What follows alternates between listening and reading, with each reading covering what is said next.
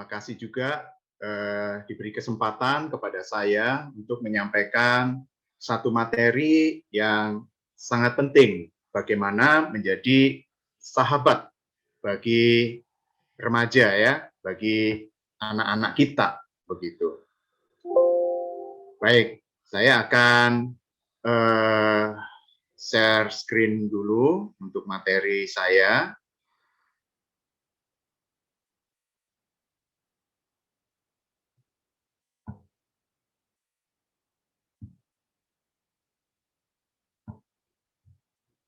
Ya, apakah materinya sudah nampak di sana? Sudah, Pak.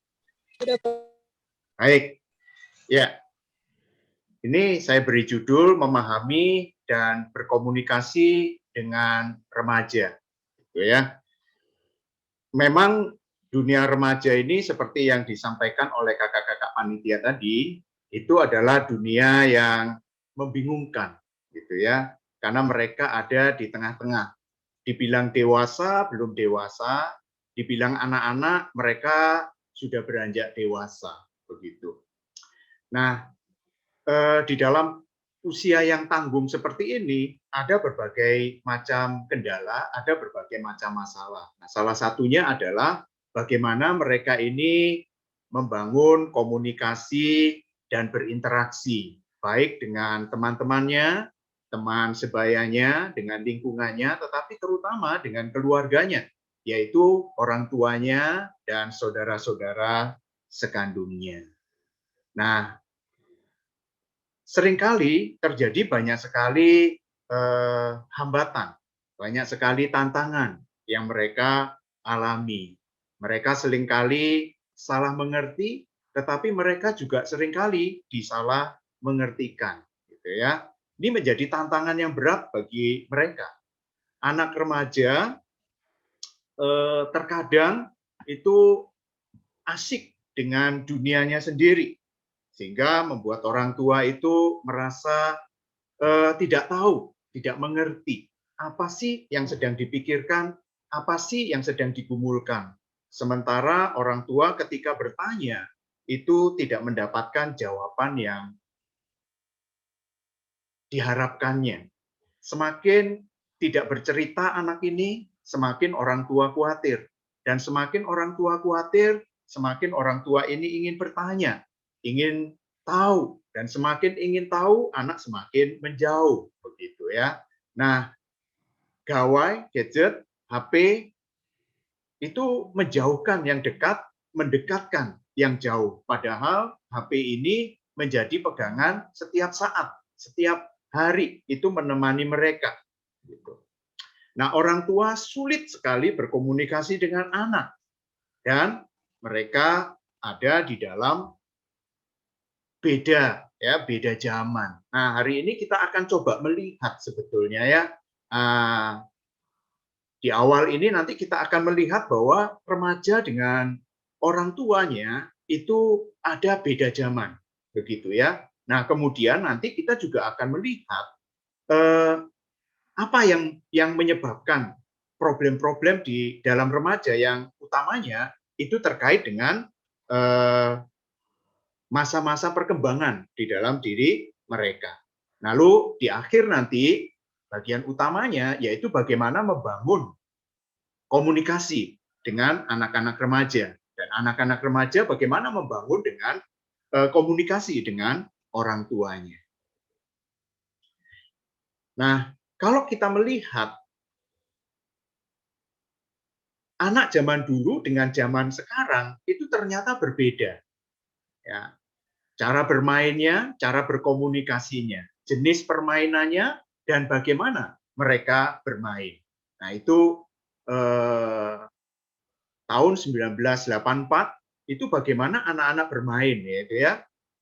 Lalu tahun 2013, bahkan tahun sekarang ini ya, 2021, semakin berbeda. Nah, ini ada perbedaan yang sangat mencolok. Lebih-lebih di dalam kondisi saat ini ya, pandemi, di mana setiap kegiatan, pertemanan, bekerja, sekolah, mengerjakan tugas, bermain, bertemu dengan teman, itu semuanya harus dikerjakan di rumah. Nah, tentu ini akan memberikan dampak-dampak tersendiri bagi anak, tetapi bagi juga orang tua. Bahkan juga bagaimana cara berelasi. Lalu juga ada perbedaan generasi, begitu ya. Nah, para ahli membagi begitu ya generasi ini gitu ya. Menurut Cooper Smith itu generasi itu adalah sekelompok orang yang memiliki kesamaan tahun lahir, umur, lokasi dan juga pengalaman historis atau kejadian-kejadian dalam individu tersebut yang sama, yang memiliki pengaruh signifikan dalam fase pertumbuhan mereka. Jadi dapat dikatakan pula bahwa generasi adalah sekelompok individu yang mengalami peristiwa-peristiwa yang sama dalam kurun waktu yang sama pula. Nah, biasanya kurun waktunya sekitar 20 tahun begitu ya. Nah, sehingga kalau kita lihat ada generasi-generasi ya. Misalnya kalau kita lihat di dalam generasi orang tua, karena sasaran kita adalah orang tua saat ini dan juga anak remaja. Sehingga kita akan coba lihat perbandingan ya, generasi X, generasi Y, dan juga generasi milenial begitu ya, generasi Z gitu ya. Jadi kalau kita lihat sebelum generasi X itu memang adalah baby boomers gitu ya. Lalu generasi X yang disebut post boomer, lalu generasi Z ya, milenial atau eco boomer. Kalau kita lihat generasi X itu sangat terpengaruh dengan krisis energi dan akhir dari perang dingin. Sementara generasi Y itu terpengaruh dengan media digital dan serangan terorisme. Sifat dari generasi X itu mengutamakan keseimbangan, mengutamakan perbedaan, dan pendidikan yang tinggi. Sementara sifat dari generasi Y itu adalah berprestasi, percaya diri, toleran yang tinggi, gitu ya. Nah, ini adalah profil dari orang tua saat ini ya, yang mempunyai anak diperkirakan adalah usia remaja. Mereka punya etos kerja, misalnya generasi X itu adalah bekerja lebih pintar. Sementara etos kerja dari generasi Y itu ambisius, tapi bisa multitasking. Urusan uang itu bagi generasi X itu konservatif ya, dan gemar menabung. Sementara generasi Y, urusan uang itu mendapatkan uang untuk dihabiskan. Nah, sekarang bagaimana generasi anak-anak mereka ya, anak-anak remaja begitu ya, yaitu generasi Z. Ya. Mereka ini lahir tahun 1996 sampai sekarang ya. Ya, diperkirakan umurnya 0 sampai 21 tahun gitu ya. Nah, kebanyakan ini kan remaja ya. Nah, mereka itu sangat terpengaruh dengan teknologi. Internet dan media sosial itu menjadi bagian di dalam kehidupan mereka. Bahkan mereka juga dipengaruhi oleh resesi ekonomi besar. Nah, sifatnya mereka itu bergantung pada teknologi, menerima perbedaan, dan ingin punya banyak pengalaman. Mereka menghargai keragaman. Nah, yang menarik, urusan keuangan itu adalah mendapatkan uang untuk dihabiskan. Nah, ini adalah profil ya, profil dari anak-anak remaja yang diasuh atau yang mempunyai orang tua generasi X dan generasi Y. Bayangkan kalau generasi Z itu urusan uang adalah mendapatkan uang untuk dihabiskan. Sementara generasi X itu sangat primpen begitu ya. Mereka gemar menabung. Urusan uang itu sangat konservatif. Nah, melihat anaknya mereka akan prihatin gitu ya. Tahu HP baru mereka ingin beli. Punya uang kenapa nggak dipakai dan seterusnya. Nanti kita akan coba lihat lebih lanjut.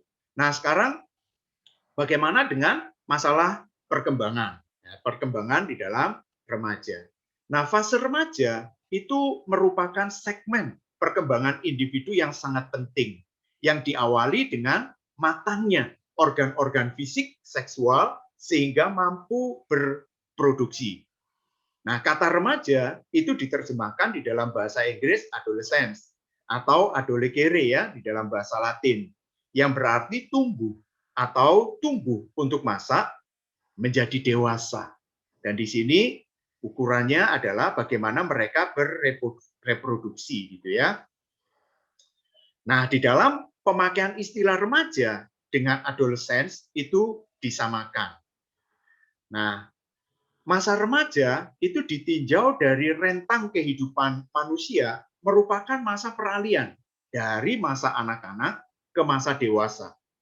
Jika melihat dari rentang usia remaja, menurut Harlock menyatakan rentang usia remaja itu antara 13 sampai 21 tahun yang dibagi pula di dalam usia masa remaja awal 13 atau 14 tahun sampai 17 tahun dan remaja akhir yaitu 17 sampai 21 tahun.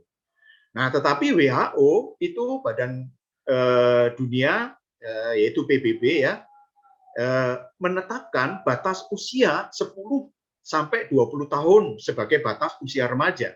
Dan WHO menyatakan walaupun definisi di atas terutama didasarkan pada usia kesuburan atau fertilitas wanita, namun batas tersebut berlaku juga ya bagi usia remaja pria dan di sini WHO membagi kurung usia dalam dua bagian, yaitu remaja awal usia 10 sampai 14 tahun dan remaja akhir ya, yaitu usia 15 sampai 20 tahun. Nah, tetapi yang jelas di sini sama gitu ya, yaitu terkait dengan masa kesuburan, masa reproduksi. Nah, di dalam masa perkembangan ini yang nampak itu adalah beberapa hal, yaitu pertama misalnya kalau kita lihat dari perkembangan fisiknya ya, di dalam usia 13 sampai 21 tahun.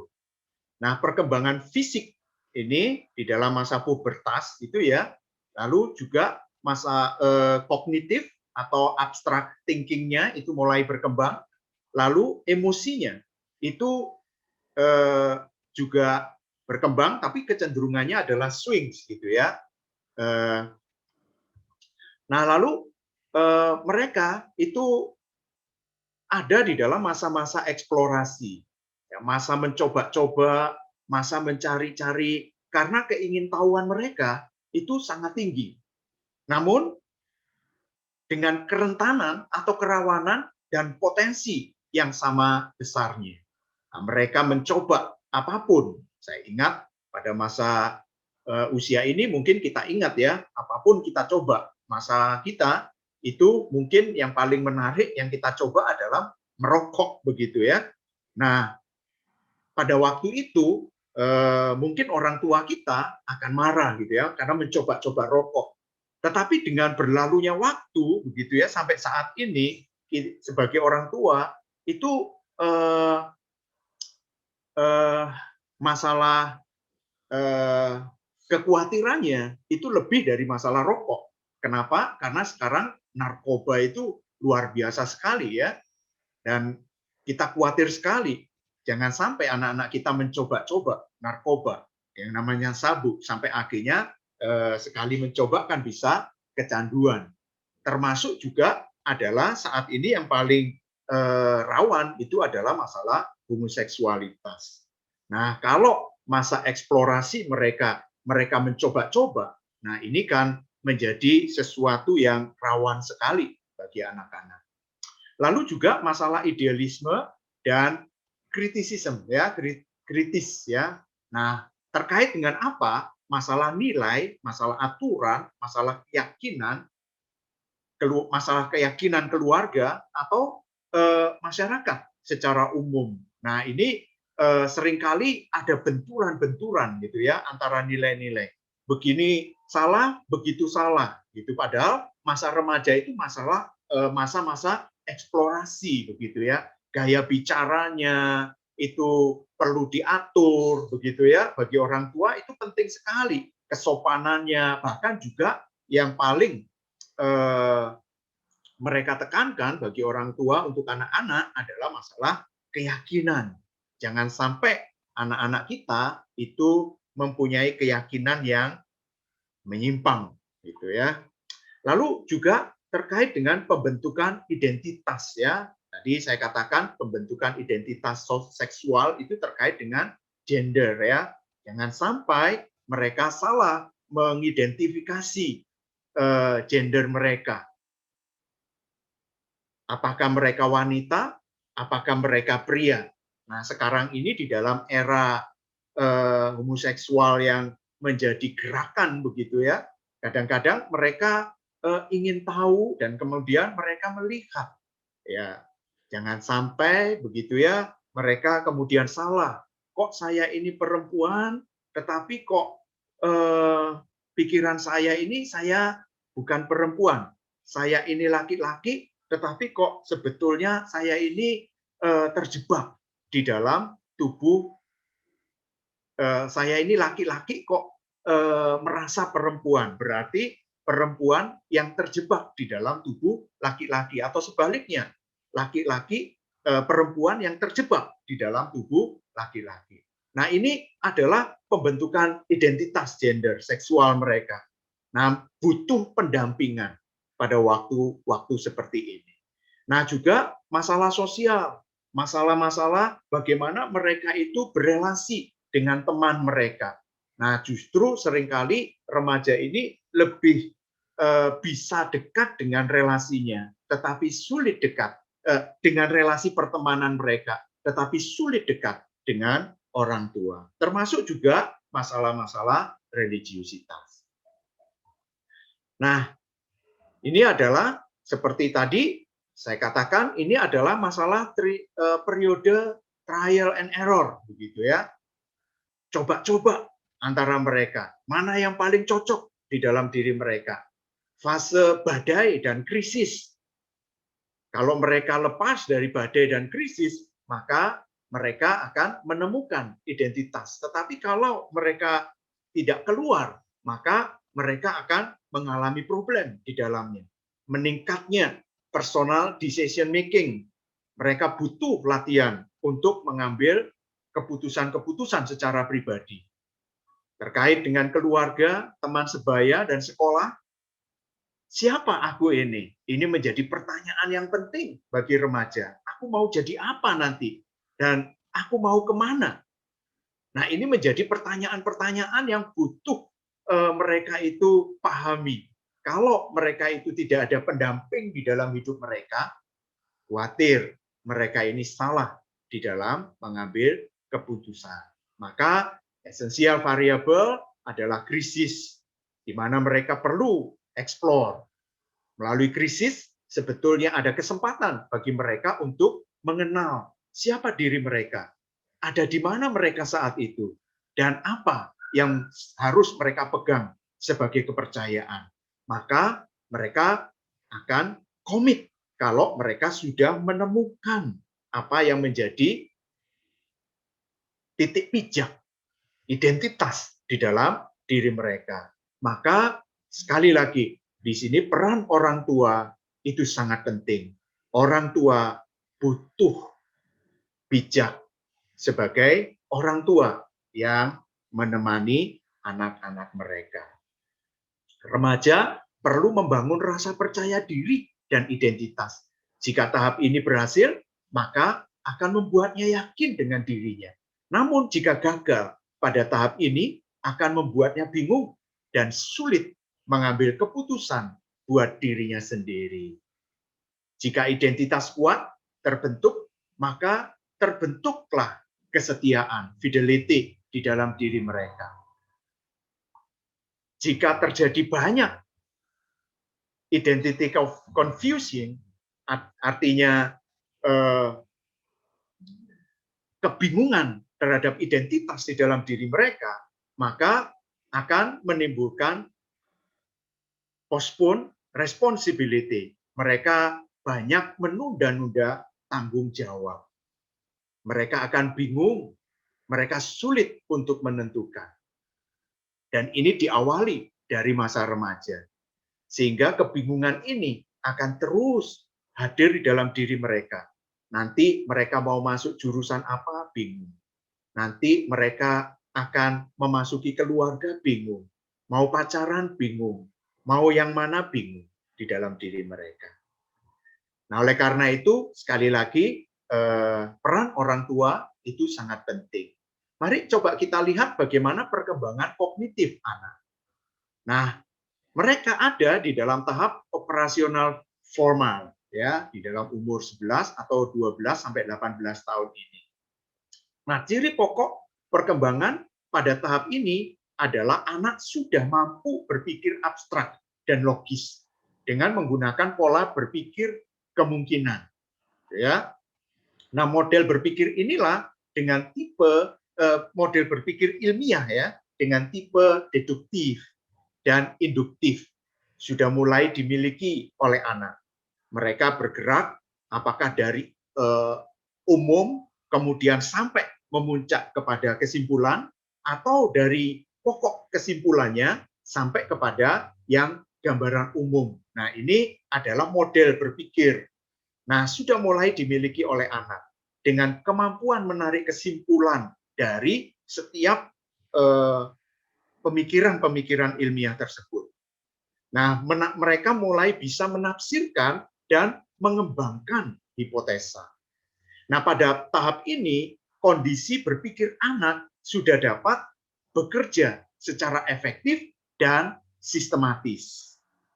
Nah, tentu butuh latihan, gitu ya, agar mereka bisa efektif di dalam berpikir dan sistematis, struktur, gitu ya. Nah, lalu kemudian mereka menganalisis secara kombinasi. Dan hal ini sangat penting agar mereka dapat menarik kesimpulan dari berbagai informasi-informasi yang ada, mereka analisis dan kemudian mereka simpulkan dengan bahasa dan kata-kata mereka secara sistematis. Lalu mereka berpikir secara proporsional, menarik generalisasi secara mendasar pada satu macam isi. Lalu mereka mulai bisa mengambil komitmen pada prinsip tertentu. Sehingga ini penting sekali, begitu ya. Mereka melihat secara komprehensif, secara menyeluruh, menganalisanya, dan kemudian mengambil kesimpulan. Dan ini mereka mulai bisa, ya, mereka mulai latih di dalam diri mereka. Itu perkembangan kognitif. Lalu bagaimana perkembangan emosi? Nah, meskipun pada usia remaja kemampuan kognitif telah berkembang dengan baik, yang mungkin dapat mengatasi stres atau fluktuasi emosi secara efektif, tetapi masih banyak remaja yang belum mampu mengelola emosinya, sehingga mereka mengalami depresi, marah-marah, dan kurang mampu meregulasi emosi mereka. Nanti yang dikatakan tadi swing, gitu ya, emosinya. Nah, kondisi ini dapat memicu masalah seperti kesulitan belajar. Bayangkan kalau mereka itu lagi emosinya tinggi, ya, mereka cenderung marah-marah, maka pikirannya pun juga akan terdistraksi, begitu ya. Mereka akan sulit untuk fokus, sulit untuk memahami, dan ini akhirnya mereka sulit untuk belajar. Nah, banyak sekali teman-teman remaja di dalam masa-masa ini itu mengalami pergumulan dalam belajar. Ada beberapa kasus yang menunjukkan bahwa anak ini dari SD pinter, juara ranking, kemudian SMP juga demikian, tetapi pada kelas 1 SMA tiba-tiba mandek, tiba-tiba nilainya turun, gitu ya. Nah, kemudian mereka tidak mampu untuk belajar dengan baik. Orang tua mengeluh, guru juga mengeluh. Ada juga kadang-kadang fase di SMP, mereka sudah mengalami emosi yang swing gitu ya, dan mereka juga mengalami kesulitan belajar. Ada satu perubahan yang drastis di dalam diri mereka. Nah, ini akibat daripada emosi mereka. Nah, emosi dipicu dari apa? Oleh karena perkembangan emosi ini mulai bertumbuh di dalam diri mereka. Nah, kesulitan belajar. Lalu mereka mulai menyalahgunakan obat dan perilaku yang menyimpang. Nah, di dalam satu penelitian dikemukakan bahwa regulasi emosi itu sangat penting bagi keberhasilan akademik. Emosi, kecerdasan emosi gitu ya, sangat penting dimiliki oleh remaja. Mereka perlu untuk mengelola emosi mereka dengan baik. Nah, remaja yang sering mengalami emosi yang negatif cenderung memiliki prestasi belajar yang rendah. Kita lanjutkan. Nah, masa remaja itu merupakan puncak emosionalitas, yaitu perkembangan emosional yang tinggi. Pertumbuhan fisik, terutama organ-organ seksual, mempengaruhi perkembangannya. Emosi atau perasaan-perasaan dan dorongan-dorongan baru yang dialami sebelumnya, seperti perasaan cinta, rindu, dan keinginan untuk berkenalan lebih intim dengan lawan jenis. Nah, Geso itu mengemukakan bahwa remaja 14 tahun seringkali mudah marah, mudah terangsang, dan emosinya cenderung meledak, tidak berusaha mengendalikan perasaannya. Ya, beberapa contoh kasus misalnya gitu ya, ini kan masa-masa mereka itu mengalami gejolak emosi dan pada masa itu perkembangan fisik dan perkembangan kognitif mereka juga mulai muncul. Nah, termasuk mereka itu ada di dalam masa masa adolescence ya, masa di mana perkembangan seksual itu organ-organ seksual itu berpengaruh, hormon-hormon itu mulai berkembang di dalam dirinya. Nah, apapun mereka itu coba lihat dan itu mempengaruhi emosi mereka. Misalnya rambut mereka, misalnya mereka akan galau begitu ya, oleh karena model rambutnya. Mereka yang rambutnya keriting galau karena apa? Melihat rambut temannya yang lurus itu lebih keren. Sementara yang rambutnya lurus begitu ya, melihat rambut temannya itu keriting atau berombak, mereka pun juga galau. Kenapa? Rambutku lurus, sementara rambut temannya itu bisa bergelombang. Ada teman-teman remaja yang juga galau. Kenapa? Karena mulai muncul jerawat di dalam wajah mereka. Mereka pusing bagaimana menghilangkan jerawat. Tetapi yang lebih unik lagi, ada remaja-remaja tertentu yang tidak mempunyai jerawat dan dia lebih galau dari teman-temannya yang punya jerawat. Begitu. Dia galau dan dia bertanya, "Mengapa aku tidak punya jerawat?" Nah, bayangkan, apapun bisa menggalaukan mereka. Mereka menjadi emosi sendiri, mereka menjadi marah-marah sendiri. Orang tua pusing, kenapa anaknya marah-marah. Nah, kalau kita memperhatikan remaja 16 tahun, ya sebaliknya ya, remaja 16 tahun itu mengatakan bahwa mereka tidak mempunyai keprihatinan. Jadi adanya badai dan tekanan dalam periode ini berkurang menjelang akhirnya awal masa remaja.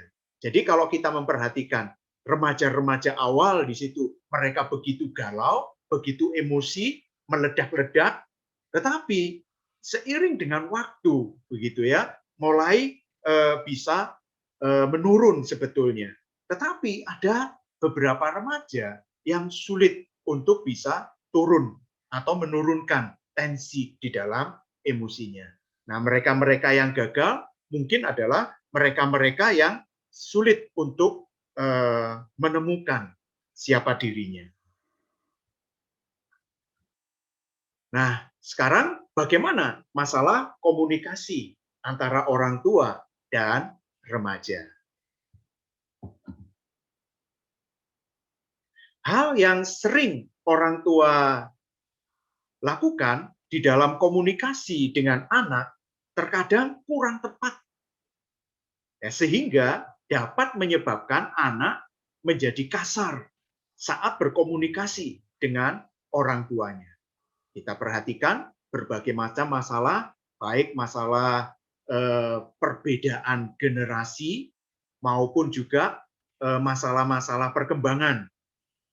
Nah, hal-hal ini yang menghambat ya masalah komunikasi orang tua dan remaja. Dan seringkali orang tua tidak mengerti dengan anaknya, sementara anak tidak mengerti kenapa orang tua seperti itu. Orang tua tidak tahu dengan masalah-masalah yang digumulkan anaknya, sementara anak itu tidak mampu untuk menceritakan apa yang menjadi masalahnya kepada orang tuanya. Ada berbagai macam kekhawatiran yang sedang dihadapi. Saya mengingat ketika adik saya itu lari dari rumah, gitu ya, oleh karena ada masalah relasi dan masalah dengan sekolahnya. Di rumah orang tua itu marah-marah oleh karena bagaimana masalah anak ini. Sekolah sering memanggil orang tua sehingga orang tua ini menjadi malu, orang tua ini menjadi marah. Sementara anak yang sering dimarahi, anak ini menjadi semakin tidak mempunyai teman, tidak mempunyai sarana untuk mengungkapkan apa yang menjadi problemnya. Nah, ketika masalah itu semakin memuncak, akhirnya anak ini lari dari orang tua. Dan ketika anak ini lari dari orang tua itu menjadi semakin tertekan. Dan homeostatis di dalam keluarga itu sangat terpengaruh dengan hal ini. Dan ini yang sering terjadi. Orang tua semakin khawatir dan anak itu semakin tidak berani. Orang tua semakin khawatir, semakin marah. Semakin anak itu menutup diri. Orang tua tidak memahami kebutuhan anak remaja mereka. Nah, beberapa kesalahan orang tua di dalam berkomunikasi dengan anak remaja mereka. Yang pertama, cenderung lebih banyak bicara daripada mendengarkan. Ini pada umumnya. Merasa tahu lebih banyak daripada remaja dan cenderung memberi arahan dan nasihat. Nah, ini yang terjadi. Anak pengennya bercerita, tetapi belum bercerita atau masih mau bercerita. Orang tua sudah mengambil kesimpulan dan mulai memberikan arahan, memberikan nasihat. Lalu orang tua seringkali tidak berusaha mendengarkan dulu apa yang sebenarnya terjadi dan yang dialami oleh remaja.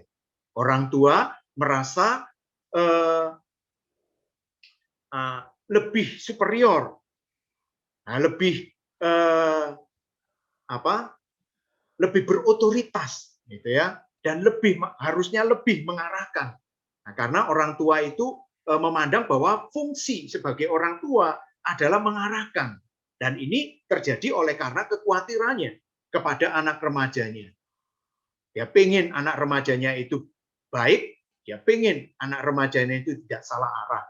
Tetapi semakin dia mengarahkan, semakin dia berusaha untuk memberikan aturan dan perintah, semakin sedikit dia memberikan ruang untuk anak remajanya menyampaikan pergumulannya, menyampaikan pandangannya, menyampaikan pendapatnya. Nah, sehingga anak merasa tidak didengar. Sehingga anak merasa tidak dimengerti oleh orang tua. Nah, lalu orang tua tidak memberikan kesempatan agar remaja mengemukakan pendapatnya dan tidak mencoba menerima dahulu kenyataan yang dialami remaja dan mencoba untuk memahaminya. Nah, ini persis seperti yang dialami oleh adik saya itu. Waktu SMP, dia melarikan diri dari rumah oleh karena masalahnya itu menjadi begitu rumit di dalam kehidupannya. Nah, kunci pokok berkomunikasi dengan remaja adalah yang pertama, ya memberi peluang agar anak remaja mau berbicara. Biarkan mereka mengungkapkan apa yang menjadi beban di dalam kehidupannya. Apa sih yang sedang dialami oleh mereka? Apa sih yang ingin ditanyakan, ingin dikemukakan, gitu ya, di dalam diri remaja. Biarkan mereka bercerita, biarkan mereka mengemukakan pergumulan-pergumulannya. Dan mari sebagai orang tua kita sabar, mencoba untuk memahami apa yang sedang dirasakan anak remaja ini. Baik terkait dengan fisiknya, baik terkait dengan relasinya, maupun juga dengan apa yang sedang digumulkan di dalam relasi-relasinya. Mulailah mengajak berkomunikasi agar Anda lebih akrab dengan anak sendiri. Komunikasilah dari hati ke hati. Komunikasilah dua arah, bukan searah dari orang tua kepada anak. Tetapi mulailah berkomunikasi secara dua arah. Anak, mari kita akui keberadaannya.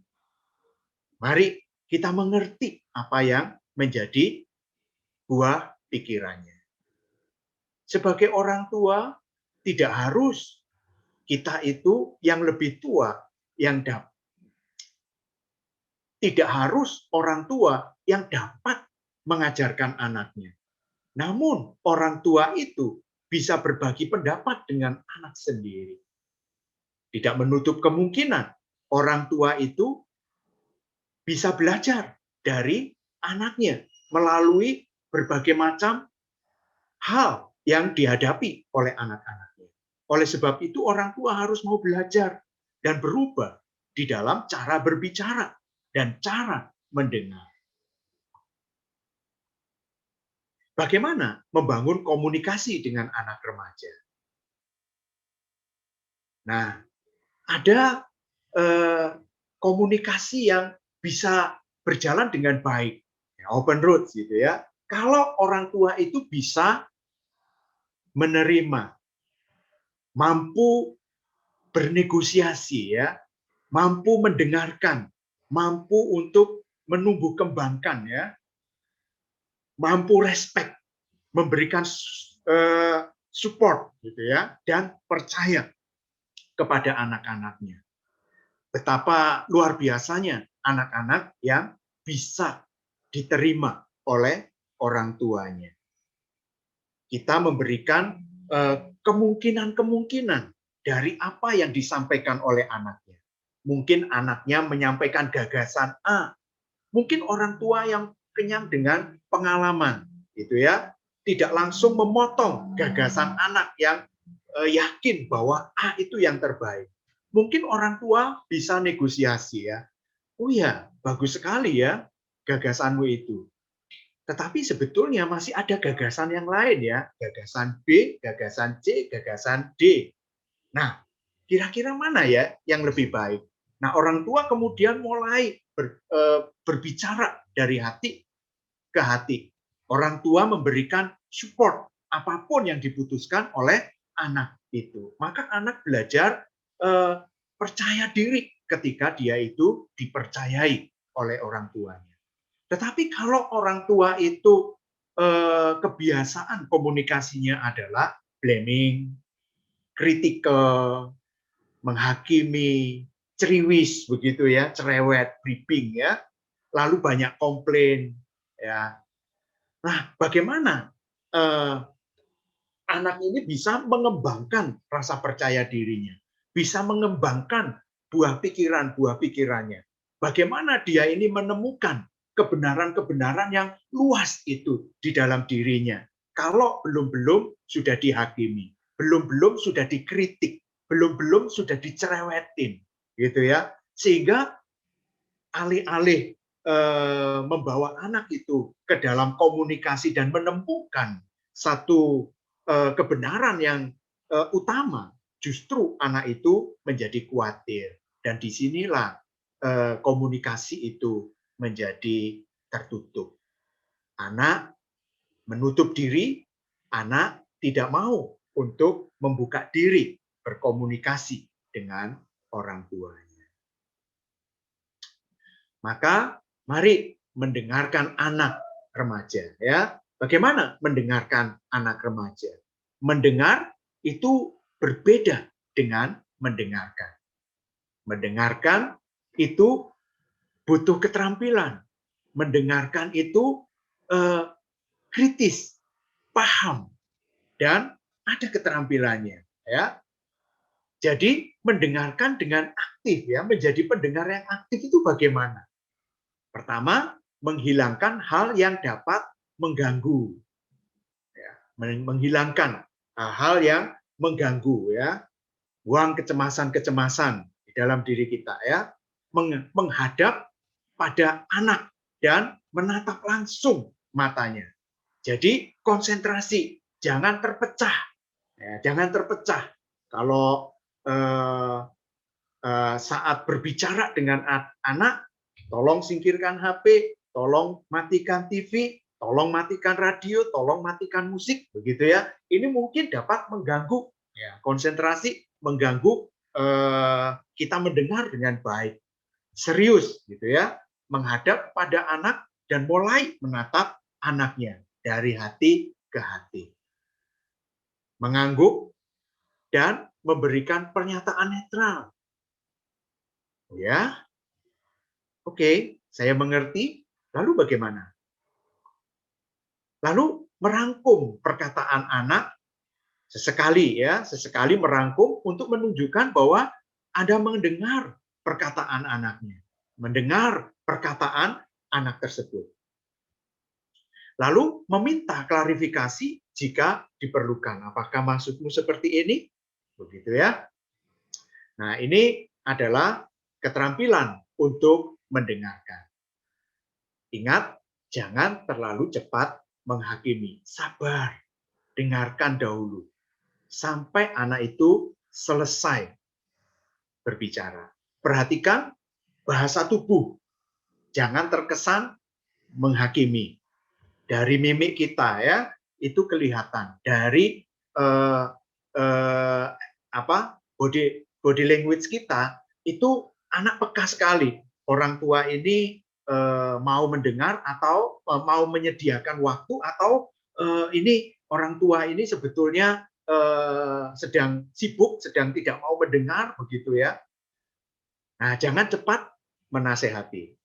Hindari kata makanya, gitu ya. Kan sudah mama atau sudah papa bilang.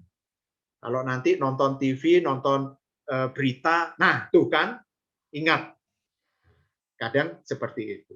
Jangan terlalu banyak komentar. Nah, ini briefing tadi ya, ceriwis, cerewet. Jangan memotong pembicaraan mereka di saat tidak tepat. Nah, usahakan tidak memotong pembicaraan mereka. Mengerti dulu. Mengerti. Oke, yang ketiga, menunjukkan sikap menerima. Ya. Sabar menunggu mereka untuk bercerita. Jangan memaksa mereka bercerita. Kalau mereka tidak mau cerita, ya sabar saja untuk menunggu, ya. Nah, coba masuk dalam dunia mereka. Kadang dunia mereka itu memang berbeda ya dengan dunia kita. Istilah-istilah mereka berbeda, bahasa mereka juga berbeda. Coba selidiki apa sih kesukaan mereka? Oh, mereka ini sukanya bermain apa sih? Game apa sih? Apa sih menariknya? Nah, itu dunia mereka, sosial media mereka, gitu ya. kenali istilah-istilah kekinian, begitu ya, bahasa prokem mereka, bahasa gaul mereka. Nah, pergunakanlah kemudian bahasa gaul mereka itu dengan mereka. Nah, tentu yang tidak biasa ya agak sulit begitu ya untuk melakukannya. Nah, pergunakan teknologi untuk berinteraksi dengan anak-anak ini. Nah, hargai privasi anak remaja ya. Hargai, mereka butuh privasi ya. Remaja adalah masa transisi dari anak-anak ke dewasa dan mereka memerlukan lebih banyak privasi. Kamar misalnya ya, butuh privasi. Pada waktu mereka belajar butuh privasi gitu ya. Nah, saat Anda bicara dengan anak, hindari mengorek rahasia anak jika ia tidak ingin membeberkannya. Jadi kalau anak itu tidak mau cerita, ya udahlah, nggak usah. Tapi kadang-kadang kita ini bukan apa ya, bukan sok pingin tahu gitu ya. Tetapi kadang-kadang kan ada kecemasan di dalam diri kita gitu ya. Nah, yang perlu kita redam dulu apa? Ya kecemasan kita. Nah, kita ingat anak kita ini masih remaja ya, dan perlu kita mulai menurunkan tensi kecemasan kita. Biarkan ya anak ini berkembang dan bertumbuh. Jadi kadang kita pengen tahu kenapa? Karena kita cemas. Dia itu temannya siapa saja, gitu ya. Dan kita tanya-tanya. Kadang-kadang kita telepon teman-temannya atau orang-orang lain. Nah itu wah justru melukai ya privasi anak, nah, melanggar privasi anak. Nah, jangan cek HP anak tanpa izin anak. Nah, ini ya, lebih-lebih kalau kita ini tidak terbiasa terbuka. Ya, HP kita nggak boleh diperiksa anak. HP anak tentu juga nggak boleh diperiksa oleh orang tuanya. Jadi, jangan sampai kita ini kalau sudah nggak terbiasa seperti itu. Tetapi memang ya, ada baiknya orang tua terbuka kepada anak, anak terbuka kepada anak. Tidak ada yang tersembunyi, gitu ya. Tetapi ada baiknya, walaupun terbuka kita ini ya, jangan sampai kita ini cek-cek HP anak kita. Pura-pura, aduh HP saya ini agak ini hang, coba dong aku pinjem, butuh penting dan sebagainya. Nah, pada waktu itu kita mulai ngecek-ngecek, anak ini googling, anak ini siapa saja, anak ini sosial medianya apa, ini. Nah, ini melukai harga diri atau privasi anak.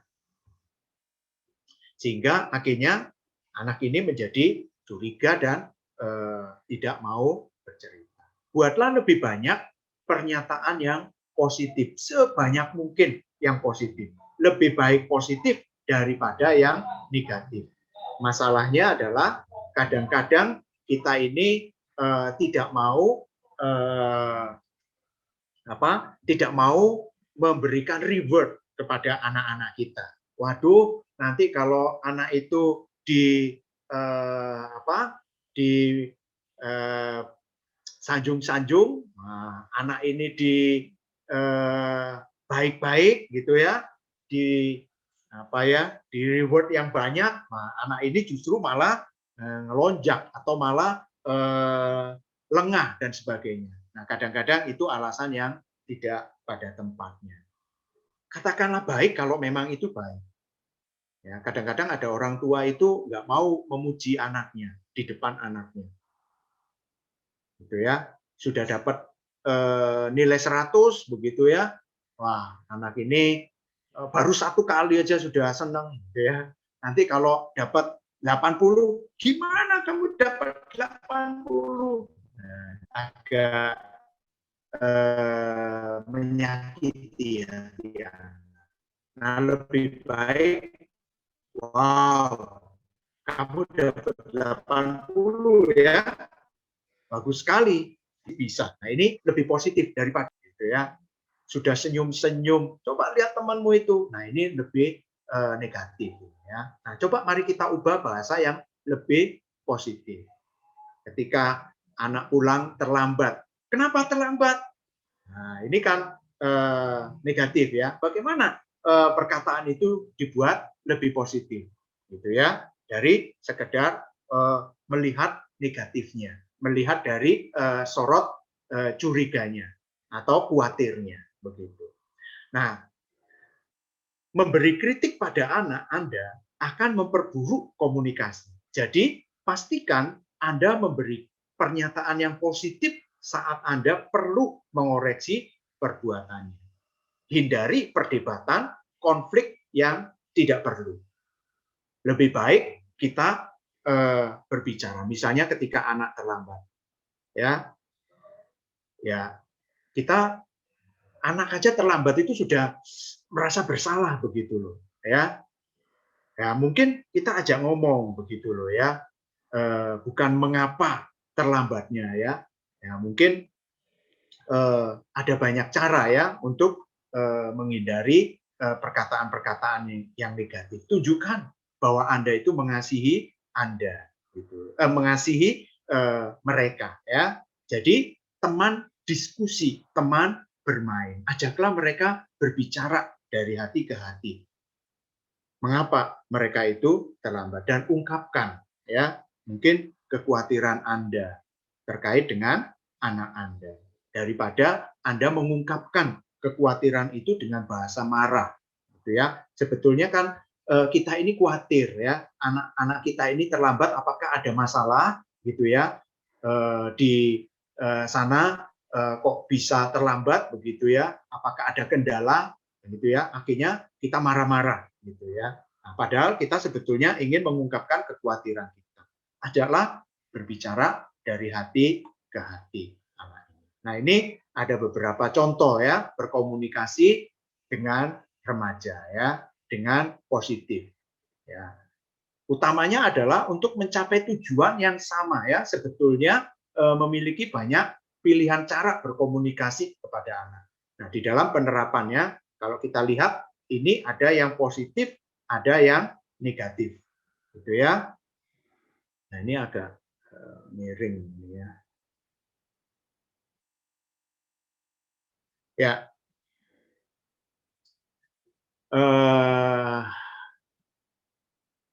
Kalau yang efektif begitu ya, mungkin papa dulu juga senang waktu pertama kali punya HP. Tapi kalau kelamaan mataku jadi perih. Setelah itu selalu memastikan ya berhenti sebelum capek. Nah, ini karena anak mengeluh ya, mengeluhkan jadi perih matanya. Nah, ini kalau bahasa tidak efektif itu seringkali adalah interogasi ya. Tetapi kalau yang efektif itu adalah menyatakan observasi ya, menyatakan observasi. Makananmu sudah mulai dingin loh, gitu ya. Lalu yang tidak efektif adalah menolak perasaan. Ya. Lalu kalau yang efektif itu menunjukkan empati, misalnya mahal ya kak harganya, ayah tahu sih kamu pengen banget, kakak nabung dulu ya, daripada wah kamu pasti belum bisa beli yang begitu atau begitu aja sih kamu belum belum eh, bisa membelinya, itu aja sedih gitu ya, biasa aja lah. Lalu perintah ya, itu juga bahasa yang tidak efektif. Berhenti, matiin HP-nya sekarang, gitu ya. Tapi kalau yang efektif, yang lebih efektif adalah lebih ke antisipasi dan memberikan pilihan-pilihan. Dek atau Kak, tugasmu harus selesai hari ini Kak. Mau kerjakan sekarang atau 15 menit lagi. Nah, ini ada pilihan ya. Ada pilihan pada mereka. Contoh lain ya. Ya, komunikasi yang efektif dan tidak efektif. Nah, komunikasi yang tidak efektif itu nasihat, interogasi, atau menolak, mengalihkan perasaan dan perintah ya. Misalnya ini ya, nasihatnya. Makanya tas diperiksa tiap minggu, tiap mau berangkat, jangan males. Lebih komunikatif adalah aku juga dulu pernah ketinggalan PR. Wih, takut banget sih waktu ditanya guru. Akhirnya papa selalu periksa ulang tas papa sebelum berangkat sekolah. Nah, kalau interogasi, kok bekalnya nggak dimakan sih? Kamu kenyang. Kenapa? Memang kamu nggak suka makanannya? Gitu ya. Nah, kalau menyatakan observasi adalah, Mama lihat kotak bekal makananmu, kotak bekal makan kamu isinya masih agak banyak ya Kak.